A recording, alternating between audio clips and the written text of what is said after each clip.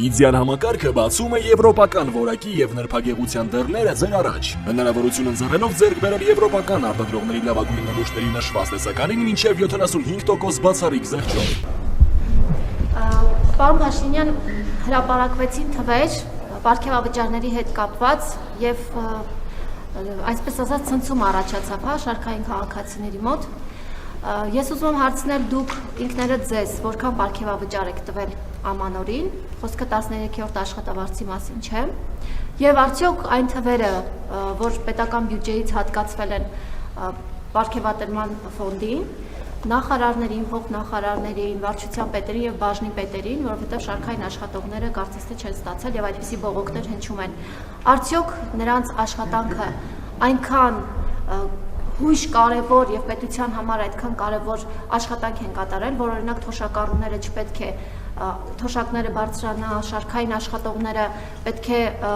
հարկ վճարեն, որպեսզի գնա պետական բյուջե եւ այդ գումարները վատնվեն այս կերպ։ Շնորհակալ եմ հարցի համար։ Դուք գիտեք եւ մենք դրա մասին մի քանի անգամ խոսել ենք պետական մարմինների աշխատողների համաժողովում, կառավարության նիստում հարցը զեկուցվել է եւ ներդրվել է կատարողականի հիման վրա վարձատրության նոր համակարգ, այսինքն ներդրվել է նոր ինստիտուտ։ Այդ ինստիտուտի ներդրումը ունի մի քանի նպատակներ։ Այդ նպատակներից առաջինը կառավարության գործունեությունը եւ նրա ծրագրի իրականացումը դարձնել առավել արդյունավետ եւ սա նաեւ 2018 թվականից մեր որդեգրած 0 կոռուպցիա եւ 0 հանդուրժողականություն կոռուպցիայի նկատմամբ քաղաքականության գործնական շարունակությունն է, որովհետեւ մենք որդեգրել ենք ամբասիր եւ որևէ ազդեցությունից զերծ պաշտոնյայի տեսլականը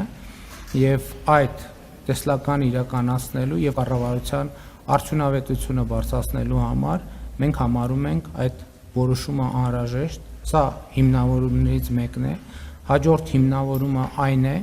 որ մենք պետք է պետական համակարգում աշխատանքի մրցունակությունը շարունակաբար բարձրացնենք, որովհետև մենք տեսնում ենք, որ պետական համակարգից որակյալ աշխատողների արտահոսք կա դեպի մասնավոր հատված եւ ընդհակառակը մասնավոր հատվածից նույնիսկ բարձրաստիճան աշխատանքների հրավիրելիս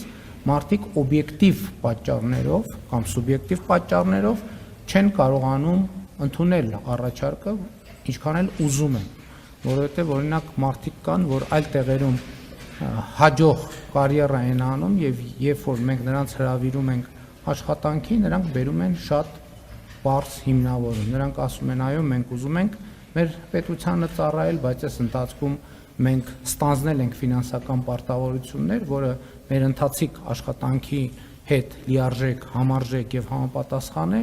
եւ մենք օբյեկտիվորեն չենք կարող այդ որոշումը ընդունել, այսինքն տեղափոխվել աշխատանքի պետական համակարգում։ Հաջորդ հիմնավորումը այն է, որ մենք վերջին շրջանում նկատում ենք միտումներ, որ պետական բարձրաստիճան պաշտոնյաները որոշակիորեն իրենց իրավունքները պաշտպանելու առումով խնդիրներ են ունենում, ինչու, որովհետև հատկապես ապատեղեկատվության պայմաններում շատ պաշտոնյաներ կամ պարզապես չեն կարողանում իրենց իրավունքները դատական կարգով պաշտպանել, որովհետև ունեն ֆինանսական սահմանափակումներ եւ մենք դեպքեր ունենք, երբ որ մարդիկ իրենց պարզ իրավունքները պաշտպանելու համար ճիշտ է դատարանի որոշումներով հասել են լուծումների, բայց ասենք 1 միլիոն, 1.5 միլիոն դրամ գումար են ծախսել, բայց դատարանները նրանց փոխհատուցել են դատական ծախսերի ընդամենը 10 կամ 20%-ը։ Մյուս կողմից մենք տեսնում ենք միտումներ, երբ որ հայտնի շրջանակները բազմամիլիոն դրամանոց հայցերի դրամների հայցեր են ներկայացնում պետական պաշտոնյաների դեմ եւ ըստ էության մենք դա գնահատում ենք որպես պետական համակարգը կաթվածահար անելու հիբրիդային սպառնալիք, որովհետեւ ինչքան էլ կտևի այդ դատական գործերը, այնուամենայնիվ անհրաժեշտ է իրավական պաշտպանություն, իսկ իրավական պաշտպանության համար անհրաժեշտ են ծախսեր եւ այլն, եւ այդպես շարունակ, եւ հաջորդ գործոնը, որը պակաս կարևոր չեմ համարում, հետևյալն է, որ ես առիթ ունեցել եմ ասելու, Հայաստանի ներդրումային միջավայրը էականորեն փոխվում է։ Շատ էականորեն է փոխվում եւ Հայաստանի Հանրապետություն հոսելու են մեծ ներդրումներ եւ մեծ մրցակցություն է առաջանալու Հայաստանի Հանրապետությունում իրականացնելու ներդրումային ծրագրեր եւ այս առումով մեր գնահատականն այն է, որ կոռուպցիոն ռիսկերը էականորեն կարող են մեծանալ եւ մենք այդ թվում պետական պաշտոնյաներին եւ պետական համակարգը պետք է կարողանանք պաշտպանել կոռուպցիոն ռիսկերից։ Հաջորդ կարևոր գործոնն այն է, որ մենք ռազմավարություն ենք որդեգրել, որ Հայաստանի Հանրապետությունում կրթվելը եւ կրթությունը պետք է դառնա ապրելակերպ, կենսակերպ եւ մենք պետական պաշտոնյաներին ըստ էության պարտադրում ենք, որ նրանք շարունակաբար իրենց մասնագիտական որակավորումները կրթությունը բարձրացնելու ուղղությամբ աշխատեն, իսկ դա նաև որոշակի լրացուցիչ ֆինանսական ծախսեր են, կար գաղափար, որ մենք պարզապես այդ միջոցները պետական բյուջեով նախատեսենք, բայց մենք հիմա այս համակարգում ներդրել ենք եւ վարձատրության մի որոշակի մասը, բավական էական մասը պետք է ծախսվի մասնագիտական հմտությունները զարգացնելու ուղղությամբ եւ սա նույնպես շատ կարեւոր արձանագրում է եւ ուզում եմ ասել ամենակարևոր արձանագրումն այն է որ այս ամենի արդյունքում պետական կառավարման համակարգի աշխատանքը պիտի դառնա եւ դառնում է ավելի արդյունավետ եւ պետական կառավարման համակարգի արդյունավետության առաջնային շահառուները թոշակառուներն են սոցիալական խոցելի խավերը, որոնք ինչպես տեսնում եք շատ երկար ժամանակ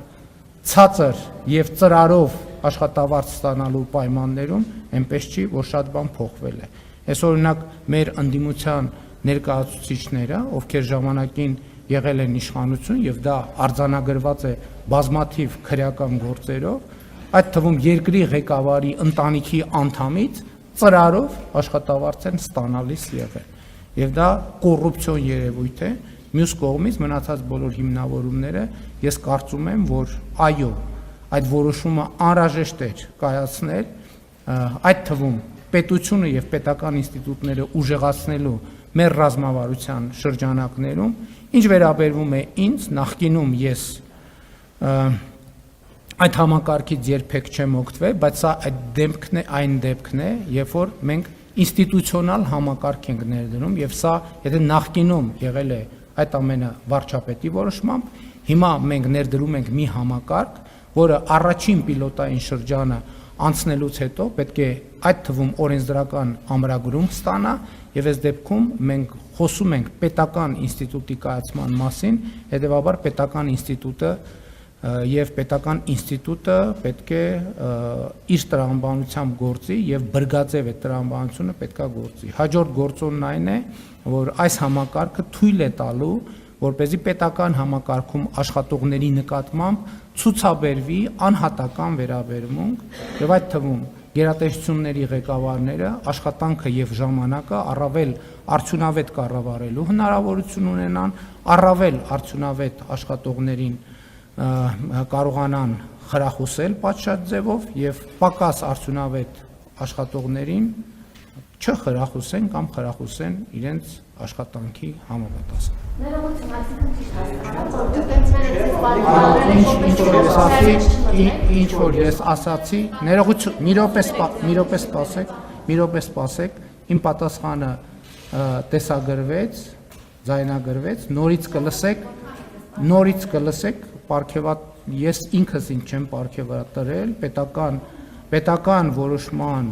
շրջանակներում ես ամսական, եթե չեմ սխալվում, 1.5 միլիոն դրամի չափով վարձատրության ավելացում եմ ունեցել։ Այդ համակարգով 1.5 միլիոն դրամի վարձատրություն եմ ստացել։